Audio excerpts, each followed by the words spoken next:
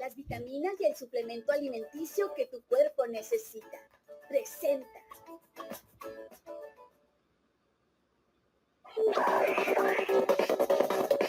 La lectura de la semana.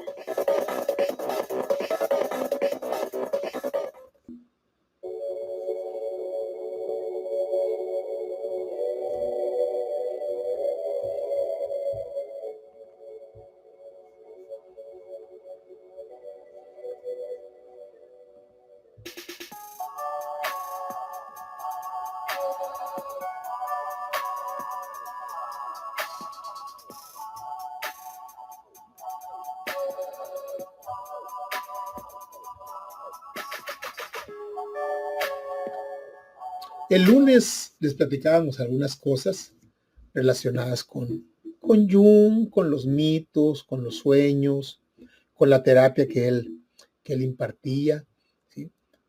De que les decía que Jung pues utilizó los mitos en sus prácticas clínicas porque descubrió que sus pacientes soñaban o charlaban de mitos que no habían leído, que no conocían, porque se les habían venido a la mente o en un sueño, ¿sí? Y Jung observaba cómo sus pacientes evocaban imágenes, evocaban narraciones míticas, tanto en sus sueños como en sus asociaciones, las asociaciones que llevaban a cabo. ¿Sí? Y entonces él empezó a considerar como parte del inconsciente colectivo. Les hablaba también de los arquetipos, ¿sí? que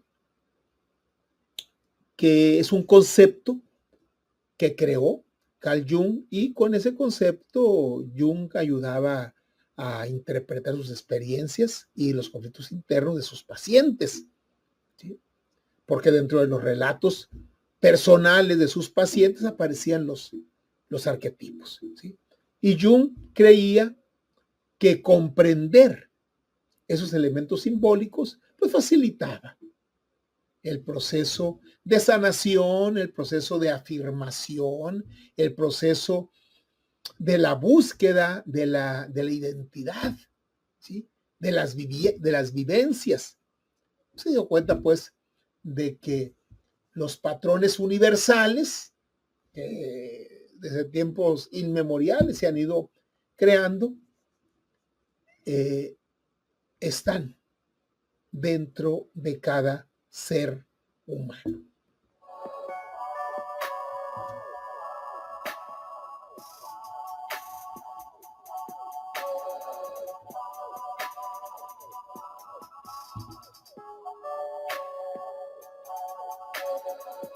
Por supuesto que Carl Jung no fue el primero que se dedicó a estudiar los sueños, la actividad onírica.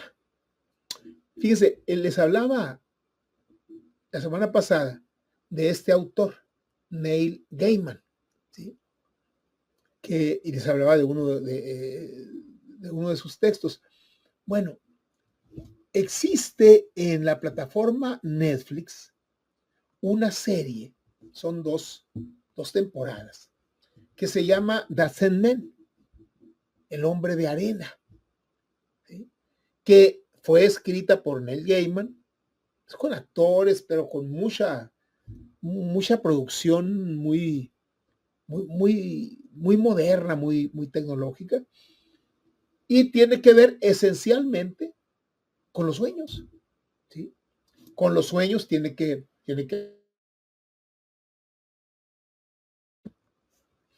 y de hecho, por ejemplo, hay una frase, yo empecé a verla, yo no la había localizado en Netflix, y a raíz pues desde que vi que Gaiman, pues algunos de los libros de él se habían hecho series, etcétera, la busqué y ahí está, ¿sí? Son 2 temporadas de varios capítulos cada temporada, y hay una frase donde dice, el ser humano cree que la existencia solamente está formada por la vigilia, o sea, cuando está uno despierto.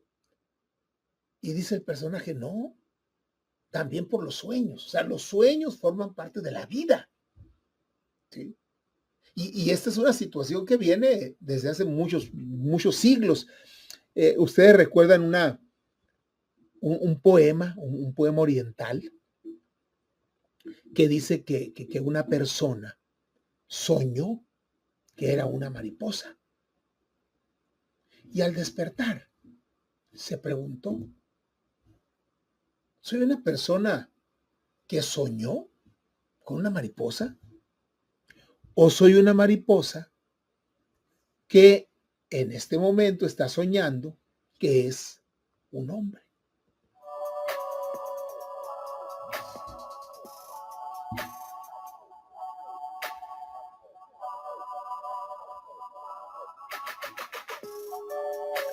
Y eso nos da una idea que en la cultura oriental, vigilia y sueños pues, forman parte de la realidad, ¿sí? Por supuesto que Carl Jung pues, no fue el primero en dedicarse al estudio de los sueños, pero sus contribuciones al análisis de los sueños fueron extensas, muy profundas y muy influyentes. Entonces su obra, bueno, esta obra que es Dreams, Sueños, ¿sí? Está dedicada a eso y por supuesto que influyó, ¿sí? Escribió una obra muy intensa y muy extensa, ¿sí? Y durante la mayor parte de su vida centró su trabajo en formular teorías psicológicas, por una parte, y por la otra, en la práctica clínica. Y pues incursionó en otros campos, ¿sí? Las religiones, ya se los comentaba, la filosofía, la sociología, la crítica del arte, la literatura.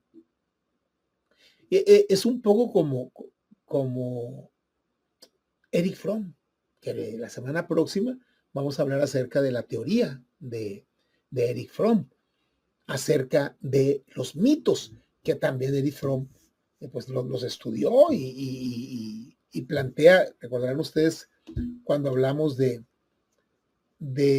el lenguaje olvidado, hay un apéndice en ese libro donde Erich Fromm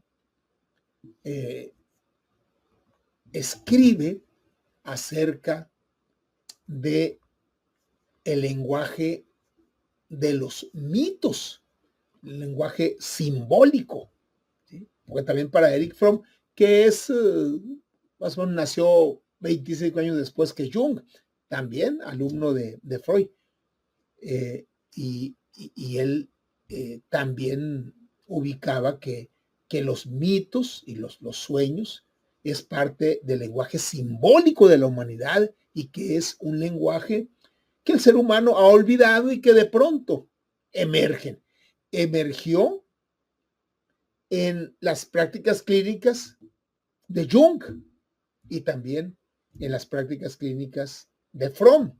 También Fromm escribió una vasta obra, aquí la hemos comentado.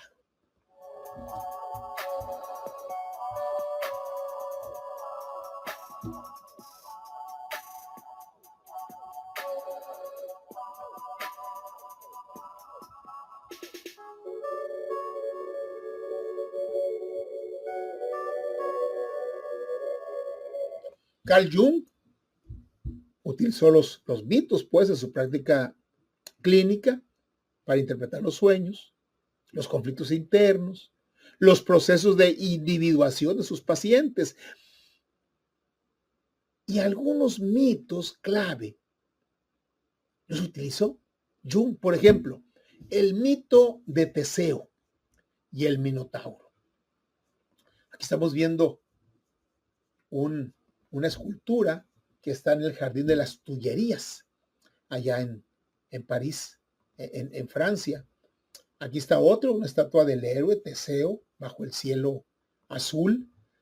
Aquí es una imagen en donde se están enfrentando Teseo y el Minotauro, este ser mitológico, mitad hombre y mitad toro, Minotauro era el rey de Minos, laberinto y todo eso, ¿sí? Aquí está otra escultura en donde está Teseo, pues venciendo prácticamente al Minotauro, ¿sí? Hay muchos. Aquí está otra imagen de Teseo luchando contra el Minotauro. Hay muchas imágenes, hay muchas creaciones, ¿sí? Donde muestran al héroe, pues, en plena pelea con el Minotauro. Bueno, este mito es uno de los mitos clave de Jung, ¿no?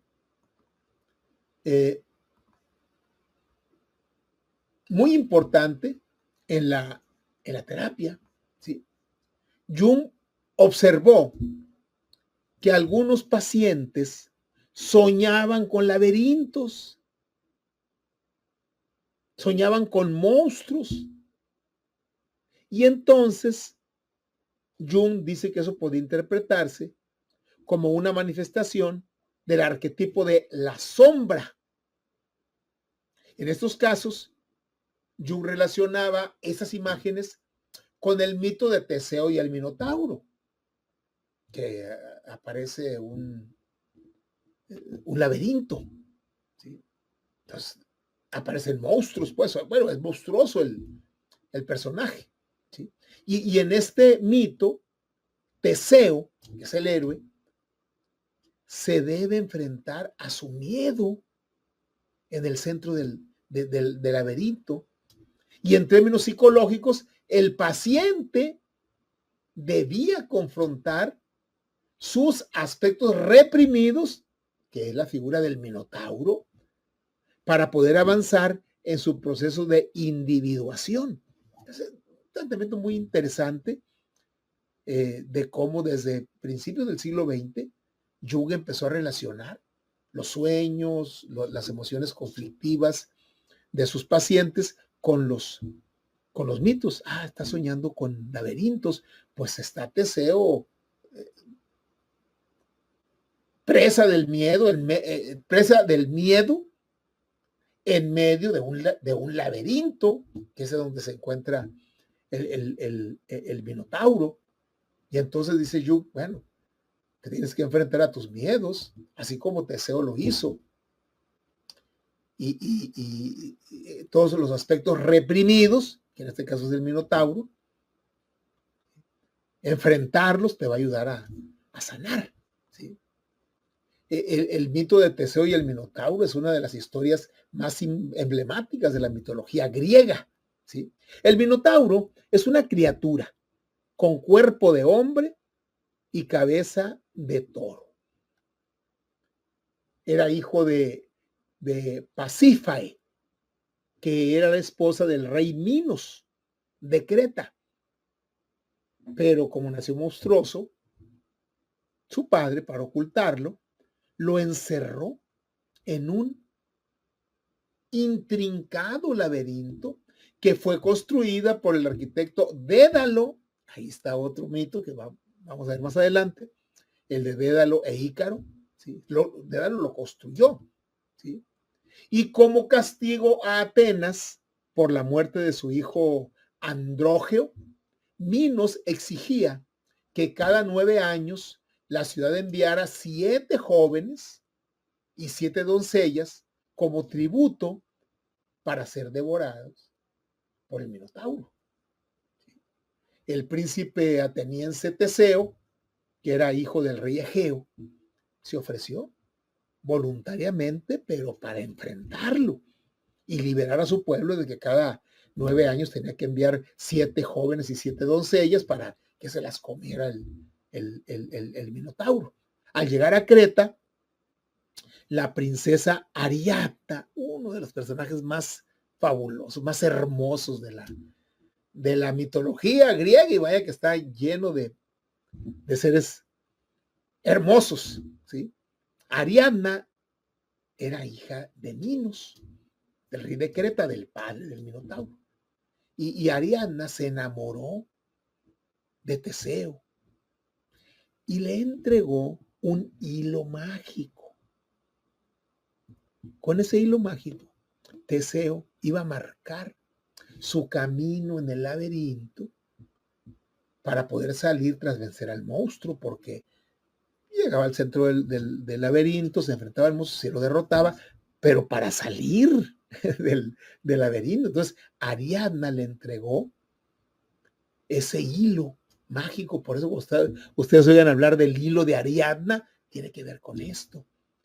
Teseo logró matar al Minotauro con su espada y, guiándose con el hilo de Ariadna, encontró la salida. Y obviamente huyó con Ariadna, pero estos hombres ingratos, la abandonó en la isla de Naxos.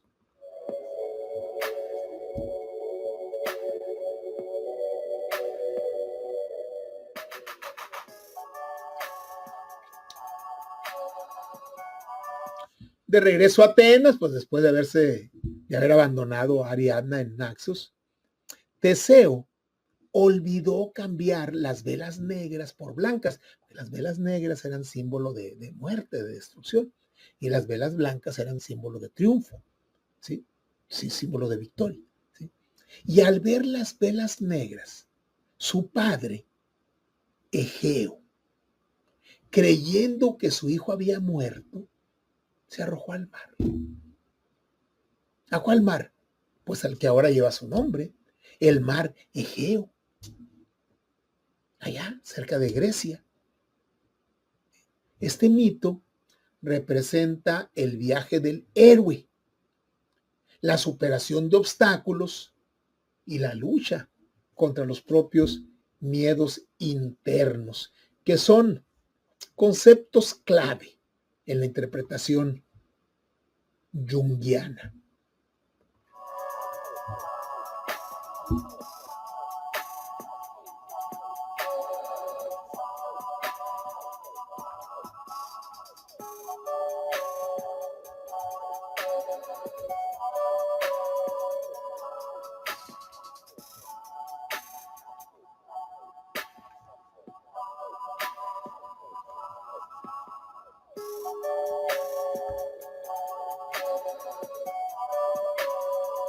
¿Y usted ha soñado con laberintos? Pues si ha soñado con laberintos, valdría la pena que le echara una leída a alguno de los textos de Jung. Pues ya no está Jung. No sé que aquí en Hermosillo o donde pueda haber psicoanalistas seguidores de la doctrina de Jung. Seguramente los hay. ¿Usted ya soñó con algún mito? Por lo pronto, tomamos nuestro separador y lo colocamos.